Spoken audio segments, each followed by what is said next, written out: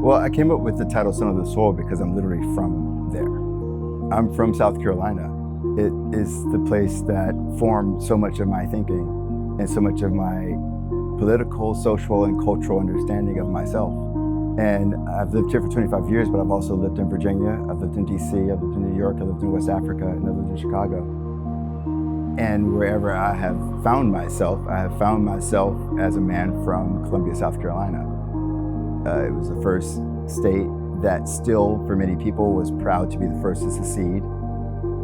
The history of slavery and that commerce is deeply rooted, but also the history of Jim Crow and the economic and social oppressions that were systematically formed through policies rooted in the Southern strategy.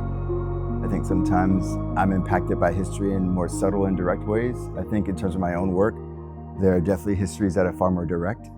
There are different types of histories that are being employed. It's not just histories such as the Southern strategy that I talked about, and some of those political kinds of histories and texts, but it's also, art histories. There's also lived embodied histories in terms of like some of the post-consumer objects that I used, like the bedding or the furniture.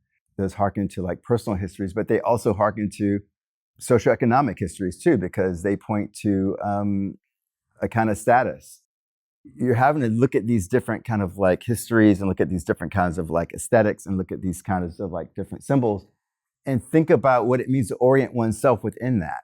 Because that's what we're doing all the time anyway. Like we're constantly orienting ourselves within a myriad of different histories and ideologies and perspectives and contexts and things. And because we do it every day and so well, we aren't always conscious of the fact that we're doing it, but it's kind of remarkable if you live like in this kind of complex society that we now live in, like how much we're navigating that. I wouldn't say that I'm interested in architectural structures. I'm interested in specific structures and also what I could say through them. The White House, it was actually built by Black people.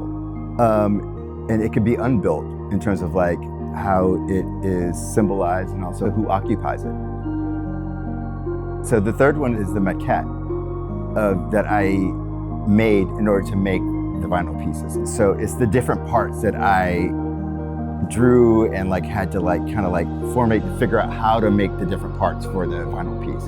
I mean, I was really basically making a pattern that is now the White House painting. And so this third iteration is basically the drawings that I use for the pattern making for the vinyl pieces. And so this is going to be kind of more like a proper painting, and that is like collaged with the maquettes, and I'm going to paint on top of that.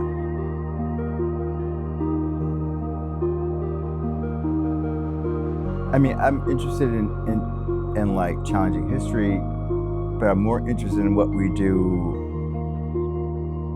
with our time to actually shift things within our purview. And